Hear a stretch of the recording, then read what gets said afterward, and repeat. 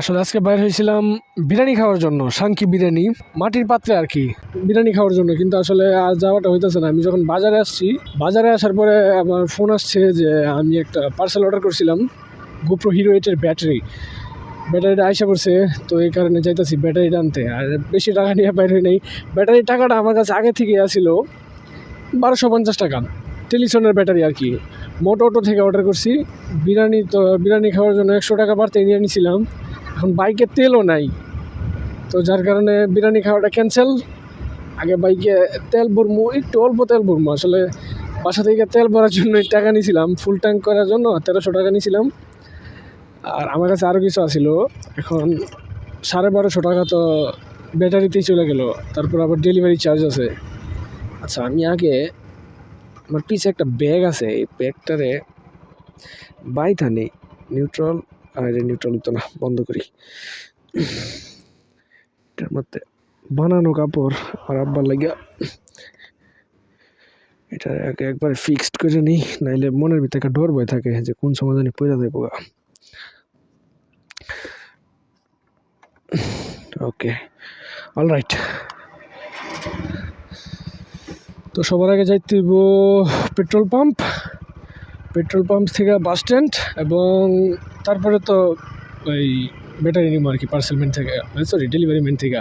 অনেক দিন পর মোটর ব্লগ করতেছি, অনেক দিন পর। মাঝখান দিয়ে একটা ভিডিও করেছিলাম কিন্তু ওইটা আপলোড করি নাই। আজকে কালকে রাতে ইউটিউবে ঢুকা দেখি যে 12 দিন হয়ে গেছে ভিডিও আপলোড করি না। 12 দিন, যেখানে আমার প্ল্যান ছিল প্রতিদিন ভিডিও আপলোড করার। আসলে বের হওয়া হয় না আর ভিডিও করাও হয় না।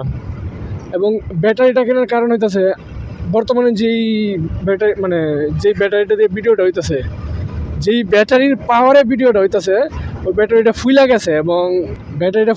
এবং গোপ্রো তো আপনার একটা স্টিকারের মতো থাকে যেটা দিয়ে টান দিয়া ব্যাটারিটা খুলে। এখন ব্যাটারি ফুইলা যাওয়ার কারণে টান দিয়া খুলতে এটা আপনার ছিঁড়ে গেছে, স্ট্র্যাপটা ছিঁড়ে গেছে। তো কী করছি, স্ট্র্যাপটা যেই জায়গা থেকে বাইরেছে, এটা আমি আরেকটা ভিডিওতেও দেখাইছিলাম। এটা মানে কাটা চামচের সবগুলা মাথা ভেঙে নিয়েছি, একটা মাথা রাইখা ওই চিপা দিয়ে ঢুকায় টান দিলে উঠা যায়। এটা আমি আপনার প্র্যাকটিক্যালি একটা ভিডিওতে দেখাইছিলাম। স্ট্র্যাপটা ছিঁড়ে গেলে এটাই উপায়। স্ট্র্যাপটা সাধারণত 1-1.5 বছর পরে ছিঁড়া যায়, ব্যাটারি ফুলা গেলে মেনলি ছিঁড়া যায়।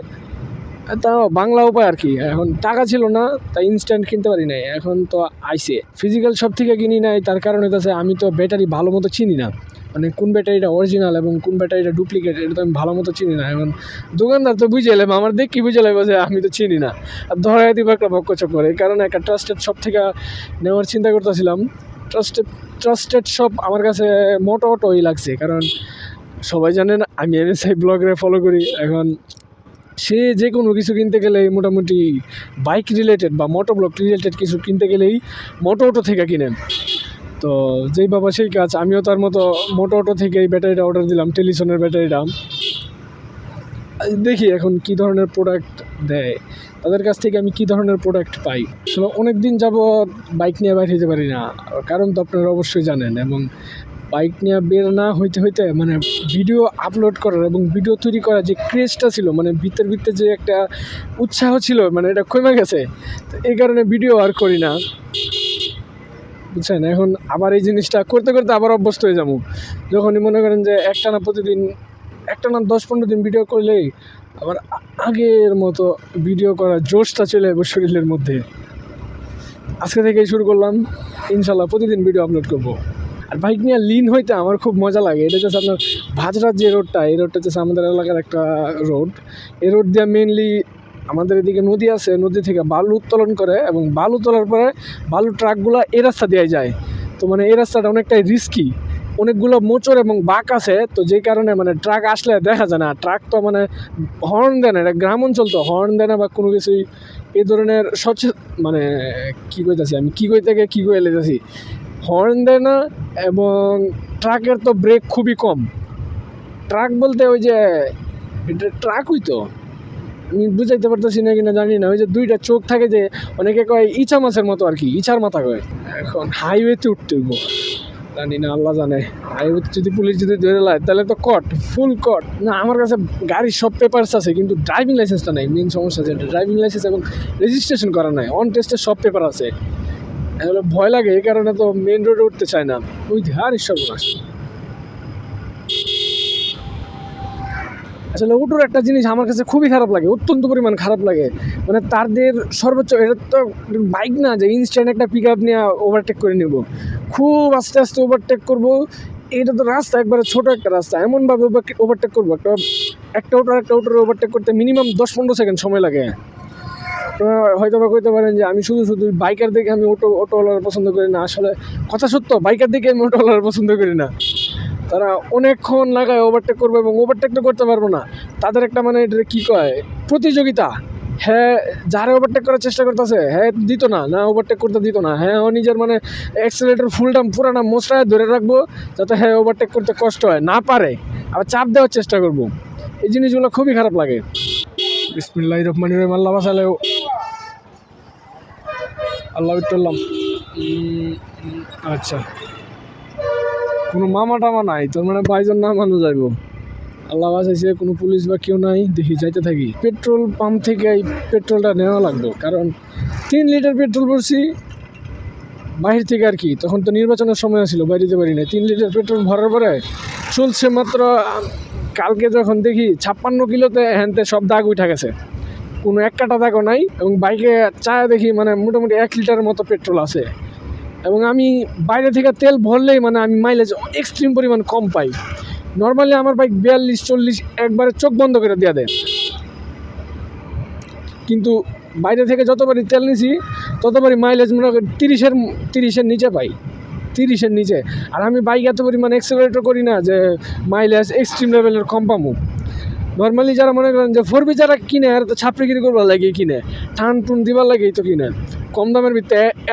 এটার মতো পাওয়ারফুল বাইক তো নাই, তো কিনা অনেক বেশি এক্সট্রিম লেভেলে টানাটানি করে, যার কারণে মাইলেজও ড্রপ করে।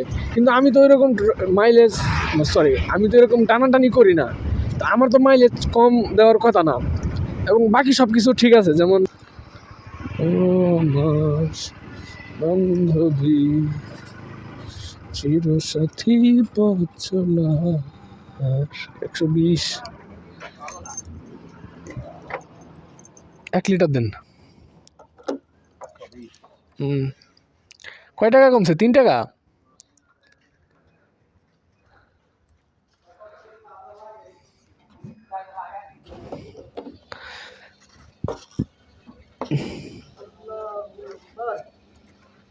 দেন।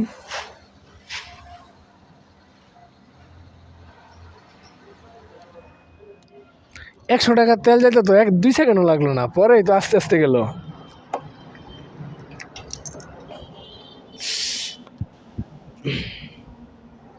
$120 নেন।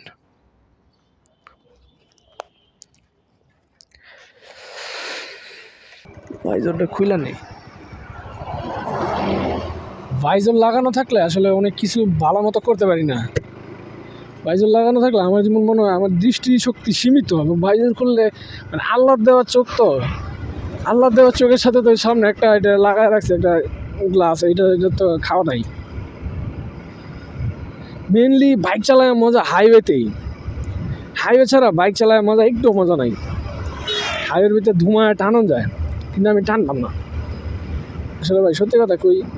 একটা সত্যি কথা কি, মানে আমি তো 4B কিনছি, কিন্তু আমি আসলে টানাটানি করি না, আমার ভয় করে আসলে। কোনো সময় আমি এই ছাপড়ির মধ্যে যে ডাইনে বামে কাইতকুইত করে যে চালাই, এমনি চালাই নাই। তো যার কারণে ছাপড়ির স্বভাবটাও আমার ভিতরে নেই। আর যে বেটা ছাপড়ি মনে করেন যে এরা যদি সাইকেলও দেন তাও ছাপড়িগিরি করবো। বাইকের কথা তো পরে, আগে যদি হেরো যদি একটা সাইকেলও ধরায় দেন তাও দেখবেন যে কেমনে চালাইবো। সাইকেলে 100 বার উইলি মারবো, স্টপই করবো না। আমার ফ্রেন্ড সার্কেলে অনেকে এমন ছাপড়ি আছে, মনে করেন যে হ্যাঁ যদি হ্যাঁ তো সবারই নিজস্ব বাইক আছে, মানে হ্যাঁ বাইকটা যতক্ষণ অব্দি না যেই বাইকের যে পিক আপটা আছে সম্পূর্ণটা মোস্টান দিব, তৎক্ষণ অব্দি মানে এর ভিতরে কোনো শান্তি লাগতো না। কিন্তু বাইক যে চালাই যাচ্ছে এর কোনো ফিল আইতো না। যখনই মনে করেন যে ফার্স্ট গিয়ারে পুরো বাইকের থ্রোটলটা পুরোটা মোস্টান দিব, পরে এখানে হের কাছে একটা ফিল আইবো না, বাইকটা চালাইতেছে মজা লাগতেছে। ওই জাতের লোক। ডেইলি ব্লগ করতে হবো, ডেইলি ব্লগ শুরু করতে হবো আস্তে আস্তে। মানে বাড়ির মানুষের দেখাইছি যে আমার কাছে একটা ক্যামেরা আছে, আস্তে আস্তে চিন্তা করতেছি ডেইলি ব্লগ করবো। মানে আম্মা যখন দেখছে যে আমার কাছে একটা ক্যামেরা আছে, ক্যামেরা দেওয়ার পরে তো মানে অনেক কথা শুনাইলো, ওইটাছে এটা কি লিয়ে কিনছো, সুদাদি টাকার অপচয়। পরে আমি একটা বংচং বুঝ দিছি আর কি। যে সাংকি বিরিয়ানির কথা বলছিলাম, এটাই ওই সাংকি বিরিয়ানির দোকান। এই যে এখানে আরেকদিন এসে আপনাদের দেখাবো। এটার খাবার মোটামুটি টেস্টি, অনেক সুস্বাদু, মজা লাগে। 40 টাকা দিয়া হাফ প্লেট এবং 80 টাকা হইতেছে ফুল প্লেট বিরিয়ানি আর কি। খাইতে অনেক মজা। সাধারণত ভাই মানে আমরা যারা বায়ান আছি সব ভাই যখন একলাগে হই তখন এই জায়গায় খাওয়া দাওয়া করি। আর ভাই আসলে ভাই বাইক কেনার পরে ভাই আমার মনের একটাই দুঃখ, আমার আগে ফ্রেন্ড সার্কেলের ভিতরে শুধুমাত্র একজনের বাইক ছিল। তো যত ধরনের ঘোরাঘুরি ছিল সবাই মিলে ওর বাইক দিয়েই করতাম, মানে সবাই মিলে ওর বাইক দিয়ে যাইতাম। কিন্তু এখন বাইক কেনার পরে ওর বাইক তো আছে, ওর বাইক তো ডিসকভার, এখন ওই বাইক নিয়ে বাইর হয় না। কইলেই কয় যে না তোর বাইকে যাবো এর বাইক নিব না। মানে কি ব্যাপারটা হইতেছে কি, মানে ওর বাইকের সামনে নাকি আমার বাইক খাটে না। এটা কোনো কথা ভাই? বন্ধু বান্ধবের ভাই এই জিনিসটা ভাই আমার বহুত খারাপ লাগতেছে যে এতদিন ধরে বন্ধুর বাইক নিয়ে ঘুরি, এখন আমার বাইক হওয়ার পরে বন্ধু আর নিজের বাইক না। বাইক হওয়ার পরে যেমন বন্ধুত্বের ভিতরে দূরত্ব কমে গেছে, বন্ধুত্বের ভিতরে দূরত্ব কমছে না, কিন্তু ঘোরাঘুরি করতে চায় না, ঘুরতে বেরোতে চায় না। দেখি ইল্লা রে, বাসটা যখন ওভারটেক করছে, বাসের কয়েকটা বালু কণা শরীরের ভিতরে একদম জ্বালা লাগছে। আল্লাহ, ব্যাপারটা আজকে ফিল করলাম। এই জায়গা থেকে মনে বালু নিয়ে গেছে, লগে লগে মনে ভালো গেছে চাকার সাথে, শরীরের লগে ভারী জায়গাইলো একবারে। পিছে একটা MT-15 আছে, দেখবেন ফু করে পার হইবে আমারে। ফু, আমাদের এলাকার না, মানে আমাদের বাজারের আর কি। ফু করে বাড়িল ভাই। এই ধরনের পাওয়ারফুল বাইকগুলো দেখলেও ভালো লাগে ভাই। নিজের ড্রিম বাইকগুলো মানে চোখের সামনে দেখলেও ভালো লাগে। বাইক আমার মেইনলি ড্রিম বাইক, সবার তো থাকে ZS টেনার। এই ধরনের বাইকগুলো ভাই অনেক ভালো লাগে ভাই, দেখলেই ভালো লাগে। জানি না হাইওয়েতে এখন স্পিড আছে 50, এই অবস্থায় আপনার X-Mike প্লাস কিরকম বয়স দিতেছে। ভাই কই আছেন? আগুপুর বাজার কখনো তখন বাজারতে যাবেন কই? বাসায় চলে আসছি এখন। এই যে সেই পার্সেল মতো অটো থেকে। ওকে, এটা খুলি, আনবক্স করি আগে।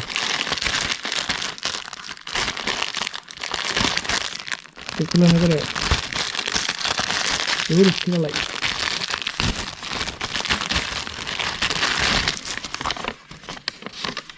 করে চক্কর।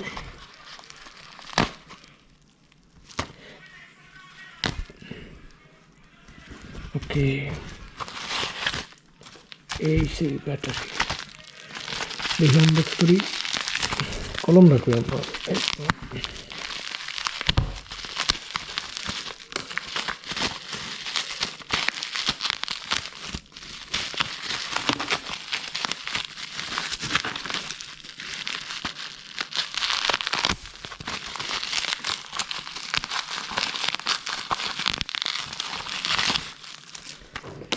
এই যে টেলিসনের ব্যাটারি। ওকে, এই যে সেই ব্যাটারি। আচ্ছা, আনবক্স করি, আর আনবক্স করি। তখন থেকে তো আনবক্সই করতেছি, আনবক্স করা তো শেষ হয় না। এদিক দিয়ে খুলে, খোলা জায়গা তো এদিক দিয়ে খুলে না কে?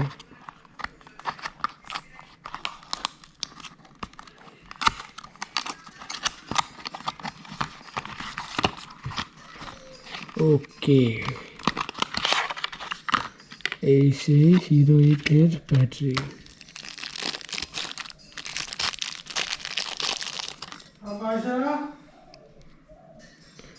আচ্ছা।